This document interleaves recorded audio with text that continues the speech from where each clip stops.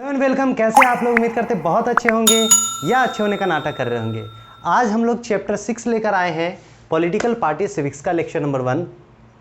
हम लोग देखेंगे कि क्या पॉलिटिकल पार्टीज होता क्या है, क्यों इसकी ज़रूरत पड़ती है, कितने तरह के पॉलिटिकल पार्टीज होती है, हमारे इंडियन सिस्टम्स में कितने तरह के किस तरह के पार्टी सिस्टम्स काम करती है, क्या क्या चैलेंजेस है और क्या क्या रिफॉर्म किया गया है इसके अंदर। हम इस सब सारी चीज़ों को हम लोग देखेंगे। तो सबसे पहले बिल्कुल बेसिक से स्टार्ट करते हैं। तो आप किसी भी चीज़ का, आपका अच्छा या खराब, दोनों चीज़ का ब्लेम आप किसको करते हैं? पॉलिटिकल पार्टीज़ को करते हैं। ठीक है, खराब हो रहा है तब भी आपका पॉलिटिकल पार्टीज़ को ब्लेम कर रहे हैं, और अच्छा हो रहा है तब भी पॉलिटिकल पार्टीज़ को ब्लेम करते हैं। जैसे पहला क्वेश्चन आपके दिमाग में मन में आता होगा कि पॉलिटिकल पार्टीज़ होता क्या? What do mean by political parties? क्या मतलब होता है इसका? तो पॉलिटिकल पार्टीज़ क्या है? मोस्ट विजिबल इंस्टीट्यूशन है डेमोक्रेसी का। विजुअल इंस्टीट्यूशन ऑफ डेमोक्रेसी कहने का मतलब इट इज़ मोस्ट, आपको स्टार्ट करना है तो सबसे पहला पॉइंट वहीं से लिखना होगा। It is most visible institution of the democracy. मतलब जो डेमोक्रेसी है उसका कोई चीज़ जो दिख रहा है, उसका एक जो सबसे इंपॉर्टेंट उदाहरण है वो क्या है? Political parties. कहीं डेमोक्रेसी है तो उसका सबसे बड़ा एक उदाहरण क्या है? पॉलिटिकल पार्टीज है। ठीक है, और इसका मतलब क्या है?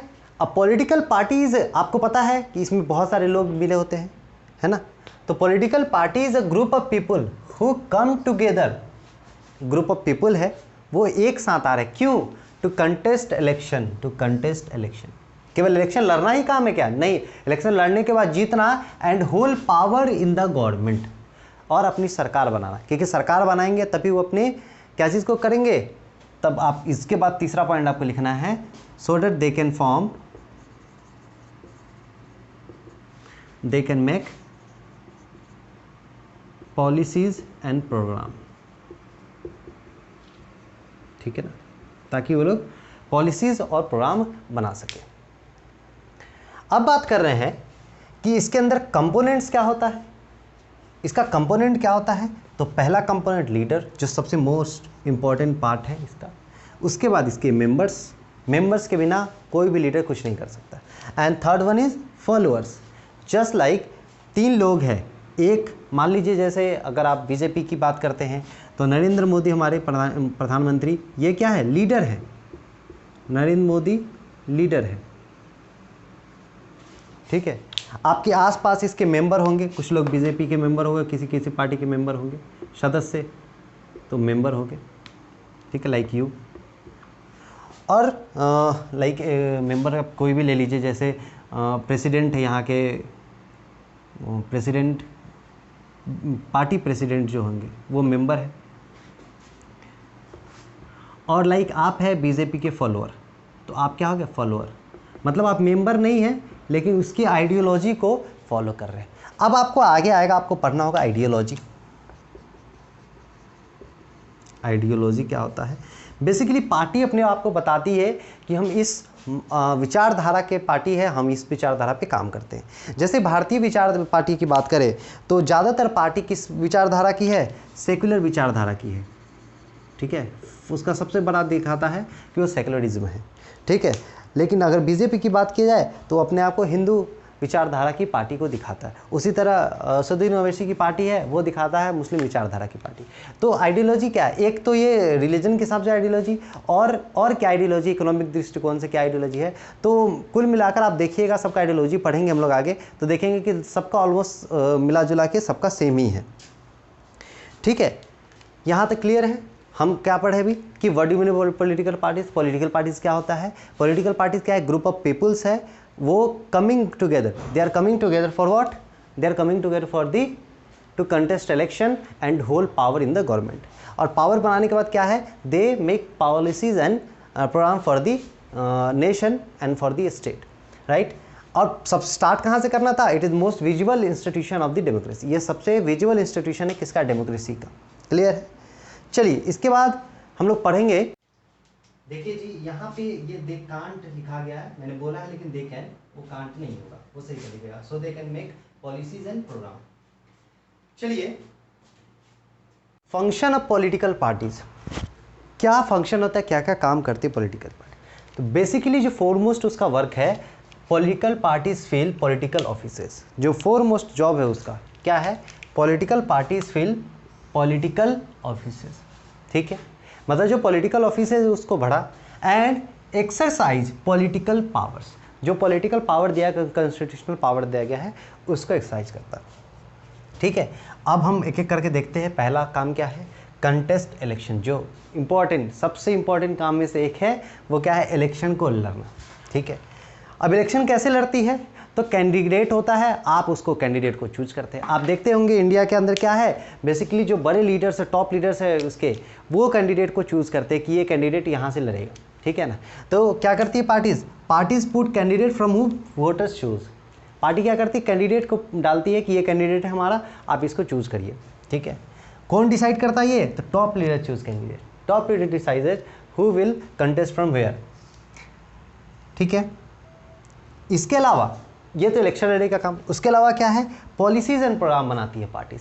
अब बोलिएगा सर गवर्नमेंट तो पॉलिसी प्रोग्राम बनाती, पार्टी फिर कैसे बनाती। अगर आपकी पार्टी की सरकार बनी तो ऑब्वियस सी बात है, आप जो बोल रहे हैं वही उसके अंदर पॉलिसीज हो रही है ना। तो इसलिए पॉलिसीज एंड प्रोग्राम बनाती है लोगों के लिए। उसके बाद क्या है, लॉ मेकिंग। लॉ बनाने का काम भी किसका है, पॉलिटिकल पार्टीज़ का। और उसमें जो टॉप लीडर्स है उनका बहुत ज़्यादा रोल प्ले होता है इसके अंदर, उनका एक तरह से वर्चस्व चलता है और वो लॉ बनाने में अहम भूमिका निभाते हैं। फिर क्या है, form and run government. Political parties क्या बनाती है, गवर्नमेंट को फॉर्म करती है और उसको चलाती है। उसके बाद क्या है, roles of opposition. Roles of opposition क्या है, मतलब जब आपकी सरकार, आपने इलेक्शन लड़ा, अब कोई जीतेगा कोई हारेगा। जब आपकी सरकार के पास इतना संख्या नहीं है, क्योंकि आपको पता है 50% से अधिक सीट चाहिए आपको गवर्नमेंट बनाने के लिए। ठीक है ना, 50% से अधिक आपके पास आपका कैंडिडेट जीता हुआ है तब आप सरकार बना पाइएगा, नहीं तो आप अपोजिशन में रहेगा। मतलब जो रनर है एक जीतेगा और जो सेकेंड पोजीशन पे रहेगा वो अपोजिशन का काम करेगा। तो अपोजिशन में क्या करेगा, सरकार के पॉलिसी जो है, जो गलत पॉलिसी है उसके खिलाफ आवाज़ उठाता है, बेसिकली प्रेशर ग्रुप की तरह काम करता है।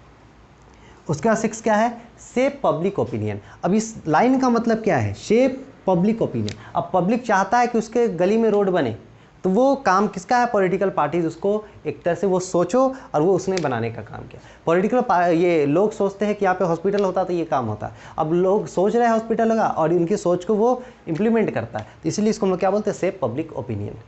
अब ये लाइन जो है, access to government machinery and welfare, इसका मतलब क्या होता है, access to government machinery and welfare का मतलब क्या है कि बहुत दफ़ा आप डायरेक्ट गवर्नमेंट के जो योजना है उसको डायरेक्ट एक्सेस नहीं कर पाते गवर्नमेंट ऑफिसर्स के कारण।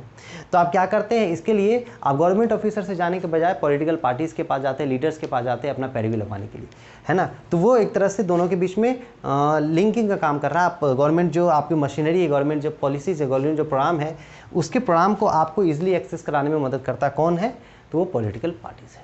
These are the function which political parties do in the democracy. क्या अब हम लोग पढ़ेंगे कि क्यों ज़रूरत है, वाई डू वी नीड। अब बोलेगा सर यही तो फंक्शन इसका ज़रूरत है, तो किसी भी इसका ज़रूरत उसका एक तो उसके फंक्शन में डिपेंड करता है, दूसरा उसके नहीं होने में डिपेंड करता है। तो हम लोग इमेजिन करेंगे कि अगर पॉलिटिकल पार्टीज नहीं हैं तो क्या हो सकता है। तब देखिए, जब ये सोचिएगा जब पॉलिटिकल पार्टीज नहीं हैं तो कोई एक मान लीजिए जैसे लोकल लेवल का जो इलेक्शन होता है उसके अंदर वो अलग अलग पार्टीज, कोई पार्टी वहाँ पे पार्टी लेवल पे इलेक्शन नहीं होता है, तो हर वार्ड के लिए अपना अपना डिफरेंट प्रोग्राम करने लगता है।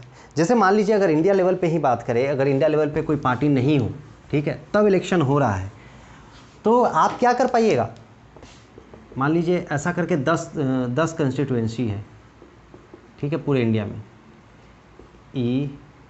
EFGHIJ, सब जगह से अलग अलग कैंडिडेट हुआ, कोई पार्टी का कैंडिडेट नहीं है, तो ये अपने एरिया के लिए अपना प्रोग्राम ढूंढेगा, ये अपने एरिया का अपना, ये अपने एरिया का अपना, ये अपने एरिया अपना। कोई नेशनल लेवल का प्रोग्राम हो पाएगा क्या, कोई नेशनल लेवल का प्रोग्राम नहीं हो पाएगा, ठीक है ना। तो अगला क्वेश्चन यहीं से आता है कि why modern democracy cannot exist without political parties. Question आता है वाई मॉडर्न डेमोक्रेसीज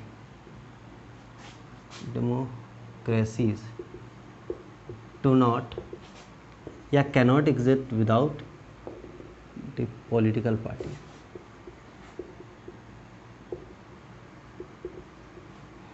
क्यों जो मॉडर्न डेमोक्रेसी है पॉलिटिकल पार्टीज के बिना एग्जिस्ट नहीं करता। देखिए जी, क्वेश्चन था कि क्यों मॉडर्न डेमोक्रेसी के अंदर पॉलिटिकल पार्टीज के बिना कोई काम नहीं हो सकता, why modern democracy do not exist with the political parties, या why basically how can you say parties are necessary condition for the democracy. दोनों का वही मतलब है, पार्टी क्यों ज़रूरत है या मॉडर्न डेमोक्रेसी बिना पार्टी के बिना काम नहीं कर सकता। तो सबसे पहला इसका समझने का ये है कि हम ये मान के चलते हैं कि अगर पॉलिटिकल पार्टीज नहीं होती, इसका आंसर देने का सबसे अच्छा तरीका है, पहला स्टार्ट ही करेंगे आप, let's assume that any democracy without existing without the political party, यहाँ से शुरू करेंगे, ठीक है ना। Let's assume the democracy without political parties, ठीक है ना। किसी की ज़रूरत उसके कमी में महसूस होगी जब वो नहीं होगा तब। जब पॉलिटिकल पार्टीज नहीं है, every candidate in the election will be independent, वो किसी पे डिपेंडेंट नहीं होगा, वो खुद इंडिपेंडेंट है। तो खुद इंडिपेंडेंट है तो जिस कंस्टिट्यूएंसी से आया उसी के लिए आंसरेबल होगा। Due to this no one will be able to make promises about the major policies. कोई अब वो अपने एरिया के लिए आंसरेबल है ना। मेजर पॉलिसी मान लीजिए एयरपोर्ट बनाना है, ठीक है, मान लीजिए आपको एक जैसे राफेल आया, अभी राफेल खरीदना है, तो ये कौन खरीदेगा, तो कोई भी मेजर पॉलिसी के लिए आंसरेबल नहीं होता है। कब, जब ये इंडिपेंडेंट कैंडिडेट है तब, ठीक है, पॉलिटिकल पार्टीज नहीं है तब। Elected representative will be only answerable to its own constituency.